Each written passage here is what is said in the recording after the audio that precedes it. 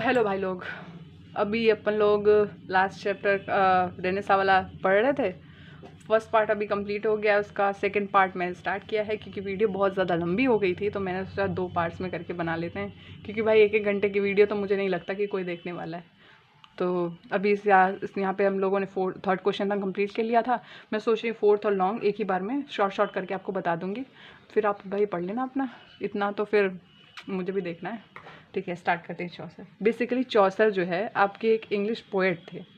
ठीक, वो एक ऑथर थे चौसर, और उन्होंने एक बुक लिखी थी कैंटरबरी टेल।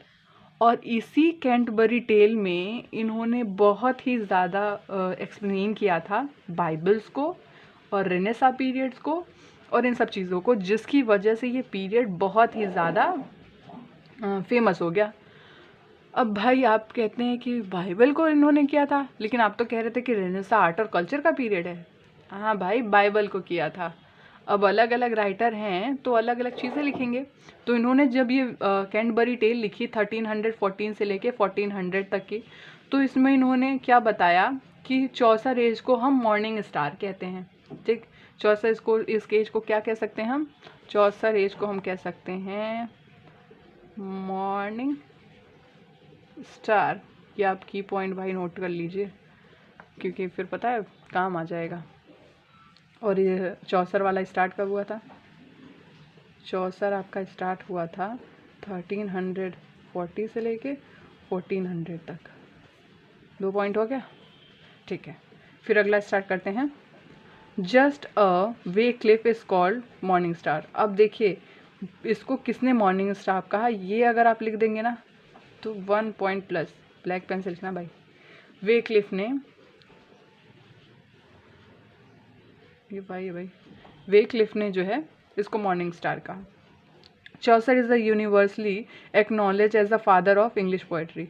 तो चौसर हमारे क्या कहलाए भाई? फादर कहलाए किसके? इंग्लिश पोएट्री के।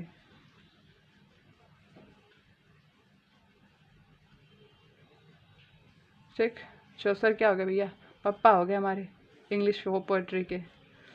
He is also known as the godfather of English knowledge. और क्या कहलाए? गॉड फादर किसके? इंग्लिश लिटरेचर के। सॉरी भाई, इंग्लिश नॉवेल के। लिखने में टाइम ज़्यादा जा रहा है, ऐसे ऐसे पढ़ा देते हैं, फटाफट सुन लो, नोट डाउन करते जाना साथ साथ में। तो गॉड फादर हो गए इंग्लिश नॉवेल के, और फादर हो गए इंग्लिश पोएट्री के। समझ लो, पापा थे पोएट्री के और दादाजी थे नॉवेल के। कौन? चौसर भैया हमारे। तो फिर उसके बाद further regarding the one of the earliest writer English pros, और ये सबसे पुराने राइटर थे इंग्लिश प्रोज के, and also earliest of the great modern, और ग्रेट मॉडर्न के भी सबसे पुराने राइटर थे। Quite a number of criticism acclaim the first romantic, acclaim him as the first romantic. He was the first English poet impeached the spirit of Renaissance. तो इनकी बहुत criticism भी हुई, क्योंकि इन्होंने फर्स्ट वो जो बुक लिखी थी वो बड़ी रोमांटिक लिखी थी, तो उस पर बहुत ज़्यादा क्रिटिसिज्म हुए थे, और इन्होंने सबसे पहली बार रेनेसा की स्पिरिट पोएट्री में डाली थी। ठीक है, तो चौसर को फटाक से एक वर्ड में अभी समझ लेते हैं। तो देखिए, चौसर का शुरुआत हुआ था 1340 से लेके 1400 तक। बेसिकली चौसर ने एक बुक लिखी थी जिसका नाम था कैंटरबरी टेल्स। ये हुआ था 1300 से लेके 14 में। वही आपका लिखा था कैंटरबरी टेल, वही ऊपर वाला कैंटरबरी था भाई, ये नोट कर लेना, 13 से 14। तो कैंटरबरी टेल इन्होंने लिखी थी, जिसकी वजह से चौसर का स्टार्ट हुआ था। इनको वेक्लिफ ने क्या मॉर्निंग स्टार भी कहा, reformation, morning star of reformation. फिर उस चौसर को है यूनिवर्सल एक्नॉलेज किया गया फादर ऑफ इंग्लिश पोएट्री और ग्रैंड फादर यानी God father of the English novel. फिर इनको बाद में जो है सबसे पुराना इंग्लिश प्रोज का राइटर कहा गया, और उसके बाद में इनको अर्लीस्ट ग्रेट मॉडर्न राइटर भी कहा गया। फिर उसके बाद इनको बहुत ज़्यादा क्रिटिसिज्म मिले फर्स्ट रोमांटिक बुक के लिए, इनको फर्स्ट रोमांटिक के लिए।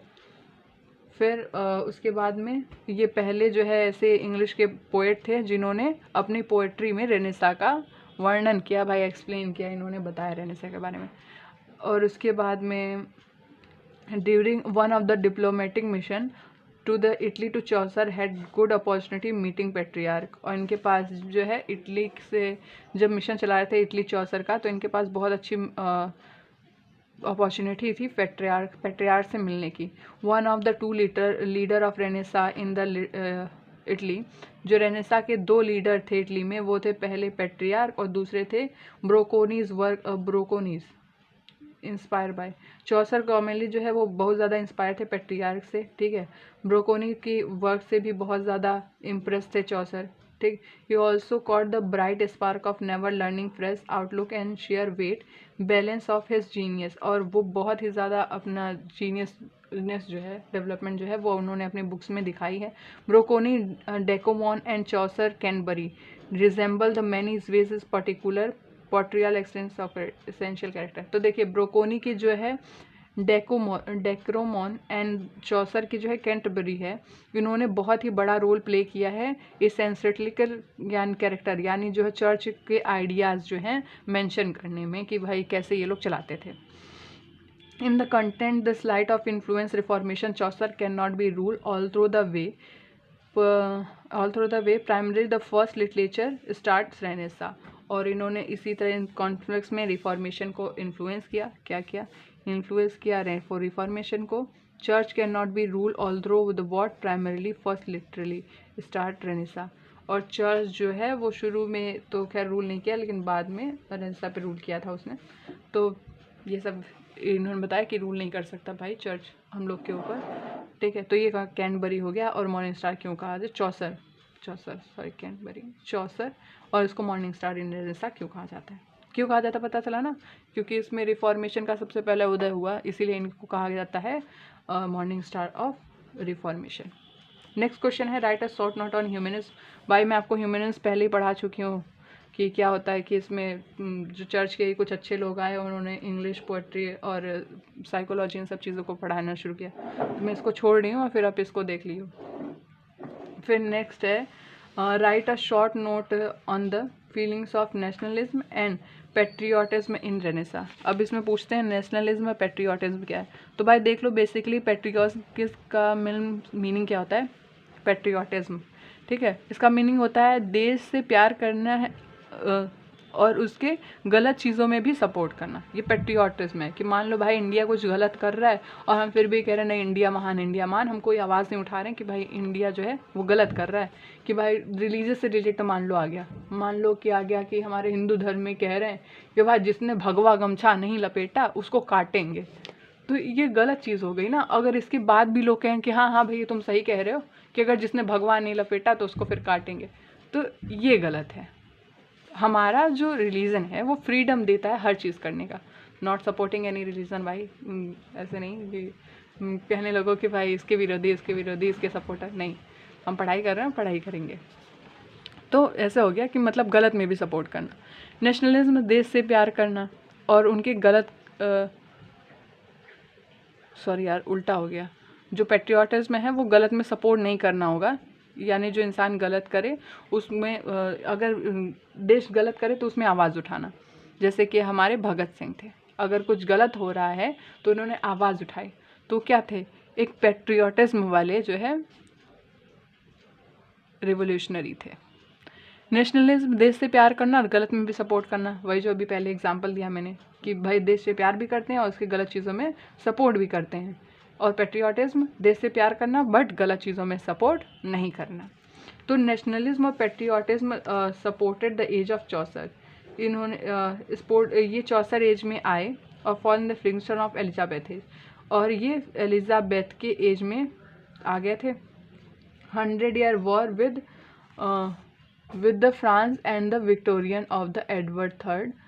France has stolen the feelings of nationalism in England. France में जो क्या था वो नेशनलिज्म की फीलिंग थी इंग्लैंड के लिए, और around the patriotism around the people, और लोगों के अंदर पेट्रियोटिज्म था। नेशनलिज्म था इंग्लैंड में, पेट्रियोटिज्म था लोगों के दिल में।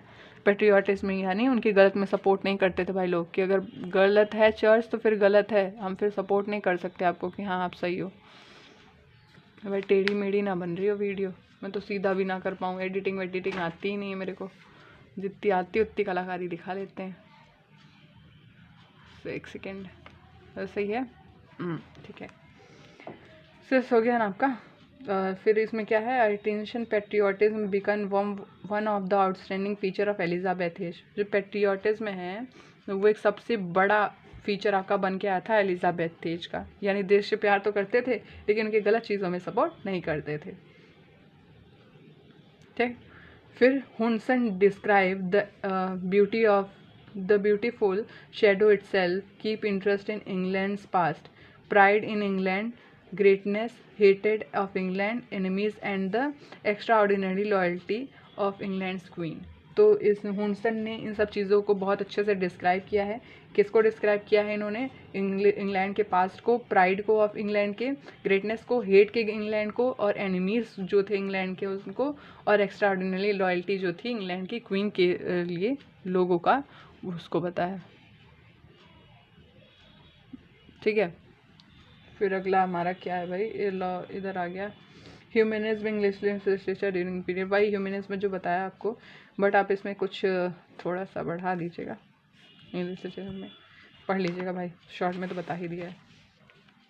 फिर रेनेसां इंग्लिश लिटरेचर, अब ये तो मैंने बता ही दिया है पूरा चैप्टर, तो आप इसको एक बार बस क्विक देख लियो कि फ्रांस में शुरू हुआ था।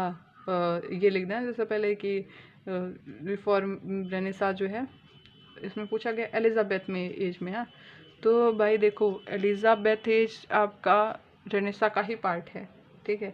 तो इसमें क्या जैसे लोग आए, टर्की पे हमला हुआ, कुछ दुनिया के लोग वहाँ से टर्की आए, वहाँ से इटली आए, कैसे स्प्रेड हुआ, ठीक है। फिर उसमें कौन कौन से आपके राइटर थे, म्यूज़ वगैरह थे, ये सब चीज़ें आप लिख सकते हो और फिर पढ़ लेना। और फिर रेनेसां की कैरेक्टरिस्टिक, वही मैंने बताया, रेनेसां का मतलब रीबर्थ या फिर रीअवेकिंग हो गया। और जो पहली बार रेनेसां का वर्ड किसने यूज़ किया, मैंने शायद ये भी बताया था, हाँ, रेनेसां फ्रांस हिस्टोरियन, हाँ, फ्रांस के हिस्टोरियन थे जूले मिशेल, उन्होंने यूज़ किया था, ये लिख देना। फिर उसके बाद में और थोड़ा एक्सप्लेन कर देना, एडिशनल कैरेक्टरिस्टिक के बारे में भाई लिख देना थोड़ा बहुत। सो एलिजाबेथ पोएट्री के बारे में और उनके कुछ राइटर के बारे में मेंशन कर देना। ड्रामा क्या है, उसमें क्या क्या चीज़ें, तो डेवलपमेंट से रिलेटेड है भाई सब। फिर चौसेरियन स्कॉट्रियंस में क्या फ़र्क था, और इसमें प्रिंटिंग प्रेस का क्या रोल था, ये हो गया।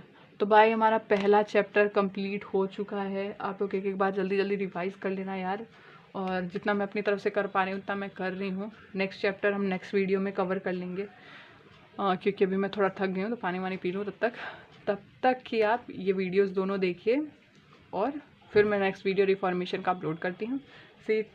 फिर आपको मैं नेक्स्ट वीडियो के साथ अभी थोड़ी देर में अपलोड कर दूँगी, वो भी अपलोड कर दूँगी, क्योंकि भाई मुझे पता है एग्ज़ाम में बस कुछ ही दिन बाकी हैं।